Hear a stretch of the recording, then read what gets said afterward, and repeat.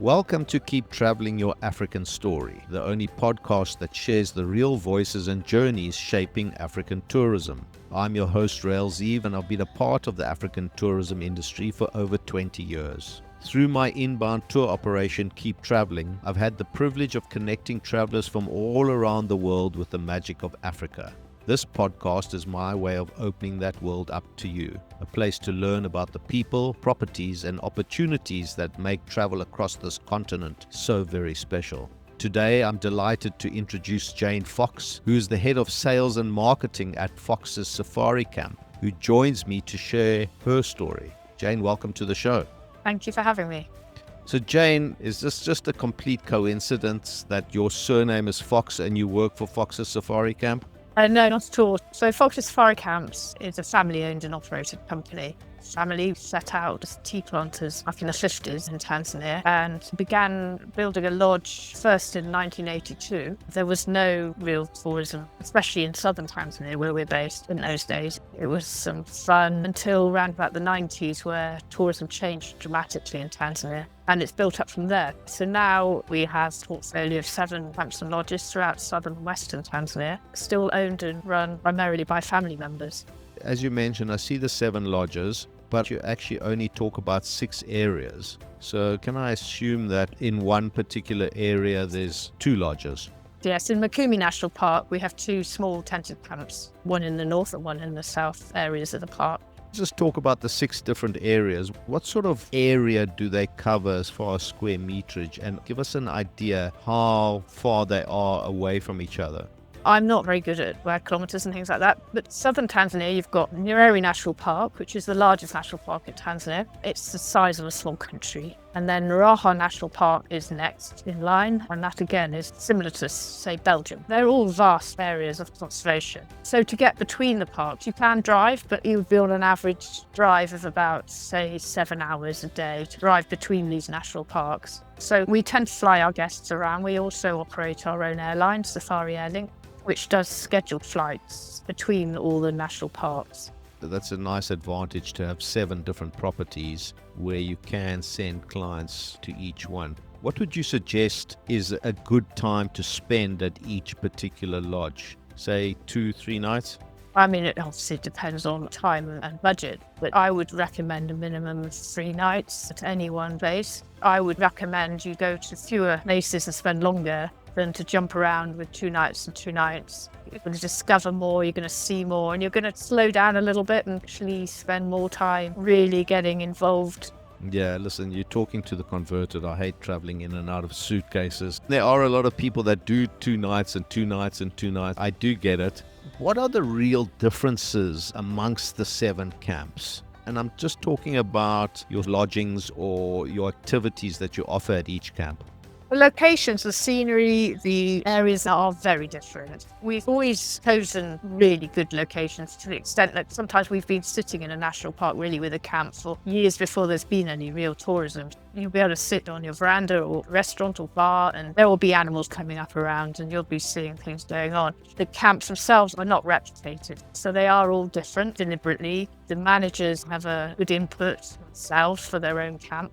In terms of activities, it's primarily game driving, so in that respect, the activities on offer, yes, they're the same. There are differences. In Nyerere National Park, you can do boating safaris on the Rufiji River, which you can't do elsewhere, mainly because the rivers are just not suitable. In Raha, you can book a balloon safari, which is the only place in southern Tanzania that's an option. We do walking safaris, we can do breakfast, sundowners. There's loads of little extra activities you can throw in there. So these are available at each camp. I'm glad to hear that you're doing the walking safari. At least we're getting exercise and we're not sitting in the back of a Land Rover going bumpity bump in the night. Tell me about the actual game that people can look forward to seeing at the different camps. Huge variety of wildlife. There were rhino, of course, in the past, but there aren't any at the moment. A lot of lion. Raha has the highest population of lion. In Raha National Park, you get the biggest variety of game. It has species from southern Africa and East Africa in one area. You get great and lesser kudu, spotted and striped hyena, over 570 bird species. For birders, it's just paradise. All over Tanzania, I think that would be true to say. Duikers, bushbuck, waterbuck, impala, all the way up to eland, roan, sable. Huge variety, really phenomenal variety of wildlife. Outside of the rhino, which we know we have an issue with as far as the poaching is concerned, we're seeing everything. But just recently I heard about not only the big five, but the little five. I'm wondering, can guests expect to be taught and shown the little five there as well? Yeah, so that's something you do on a walking safari. I can't remember them all now. There's a rhino beetle, I can't remember the others. So that's a lot of fun. I'm not going to boast and tell you that I know them myself, but I know they're all named after the big five. And then, of course, there's the ugly five, which is not a Clint Eastwood movie. There's the hyena. Again, I have to go back and do a little bit of research, but there is the ugly five too. I'm going to look that one up. I'm sure you're fortunate enough to go and visit the camps at different times. Is there a particular one that is really favorite to you personally that you could tell us about? I think Raha will always be a favourite. I mean, there's something so special about the park itself. And it's quite hard to put into words why, but a lot of people do feel the same way. It's such a beautiful, varied scenery. Cools down in the evenings a little bit. We're very lucky there. Our lodge is right on the banks of the river. In some Tanzania, we have a 6-month dry season. So during that time, from June through to sort of November time, the river, which does dry up, it stops flowing, but there are pools left. So the animals have to come and drink. So in the afternoon, don't go out on the game drive. Just sit by the river. And to start with, maybe you won't see very much. But then gradually, the longer you actually tune into the bush, it's absolutely magical. There'll be kingfishers, fishing, fish eagles, and then something will wander down. A giraffe will come and have a drink, or the baboons will start barking, and you'll look to see what's upset them. People have seen hunting dog there, leopards, lions. Every day elephants come through, every day. Maybe a whole herd, or just an old man on his own. But it's the sort of place you could just be still, and then you sit and just really wonder at your surroundings. You could just sit there for hours and not get bored. It's just something, it's just beautiful.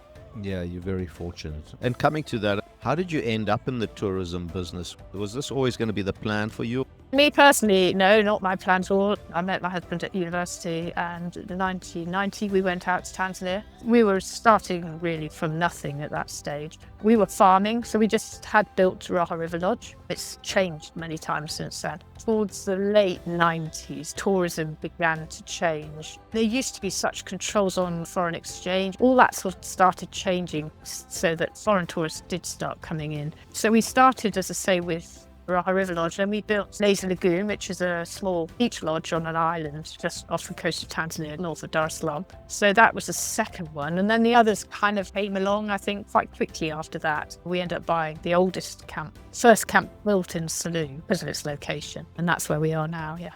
As you say, things have started to change. How is the tourism business in Tanzania today? Is it still on the up? Are we still moving forward? Does government make things easier or more difficult for you?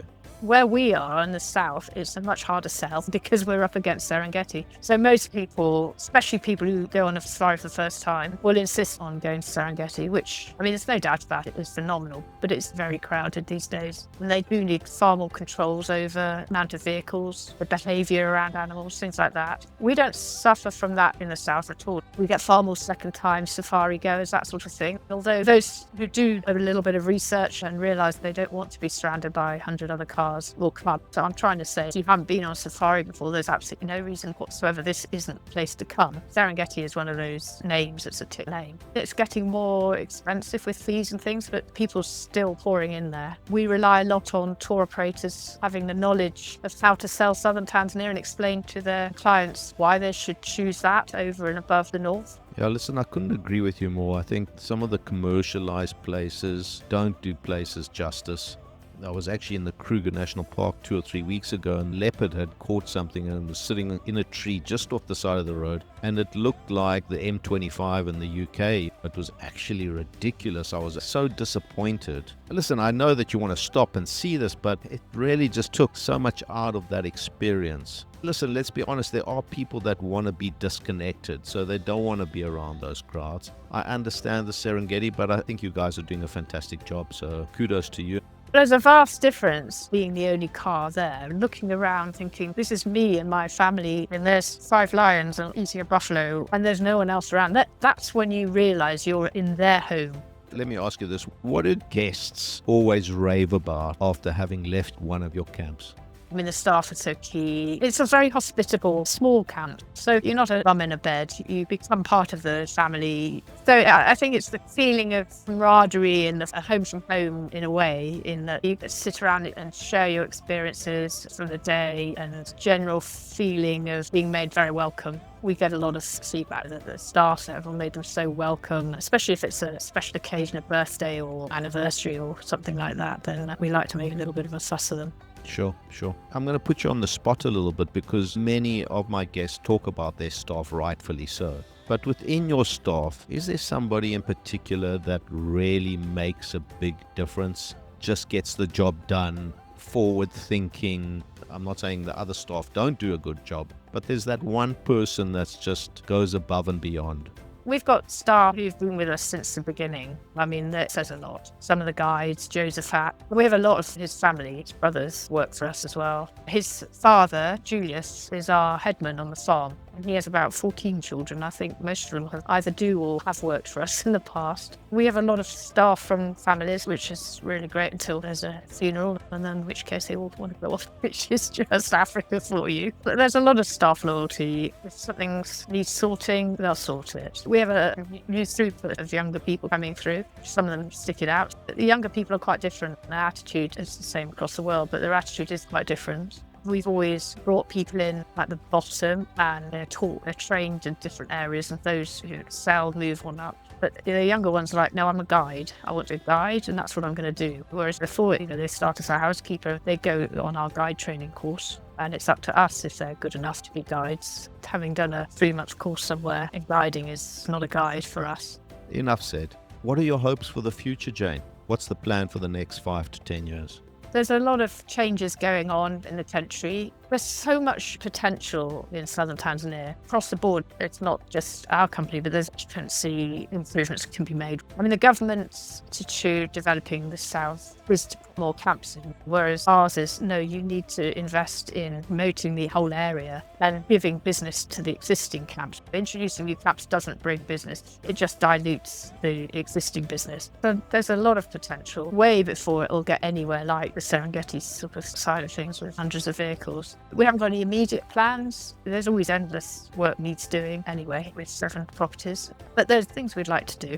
And in saying the 7 properties, as our listeners can hear, we haven't really touched on the actual lodges and the activities, etc. So I hope that you will let one of your GMs come on board one day and they can talk more about the actual lodge themselves. But as we finish off, people that are still a little bit nervous of traveling, not just to Tanzania, but Africa as a whole, what would you say to those people? It is quite daunting to go to, especially a new continent. We've been, as many of our fellow companies have, been operating for 40 years. So if it were dangerous or badly organised or anything like that, we wouldn't still be in business. It's wild. There is an inherent risk. The animals are wandering around, but you are briefed, looked after. As long as you follow instructions and use common sense, it's just the most amazing experience. For our own guests, we meet them at the airport in Dar es Salaam. So as soon as they step off the plane, really, they're in our vans and they don't need to worry about how to get from A to B. That's all sorted for them. All they need to do is just enjoy themselves. Jane, where can people find you online and follow your story? Our website is www.safaricamps.com. And then we have Instagram, Facebook, YouTube. We've got some fantastic short videos that we've recently produced. So they're all available. And they do give you a fantastic overview of the area and the individual camps lodges. There's one for each. We've just won a Global Responsible Tourism Award for sustainability. So we're very proud of that. We produce most of our own food and we grow timber. So we do a huge amount of vertical integration within our company. Jane, thank you very much for coming on the show. You've been an awesome guest. It's been lovely to hear about Fox's Camp from a very broad perspective, and I wish you all the best. Thank you for coming to tell us your story. My pleasure. What a knowledgeable conversation. Thank you so much, Jane, for sharing your story and for everything you're doing to grow African tourism. Don't forget, every week we feature fantastic prize giveaways from some of Africa's most beautiful lodges, camps, and travel partners. You could win your own unforgettable getaway just by listening, subscribing, or visiting www.keeptraveling.africa/podcast. To enter or to read more about today's guest, head over to today's show notes of this episode. Don't forget to follow Keep Traveling on social media for the latest episodes, stories, and travel inspiration. I'm Rael Zieve, and this has been Keep Traveling, Your African Story. Remember, a few years from now, you won't remember how much it cost you, but you'll always remember the memories you made. Keep traveling.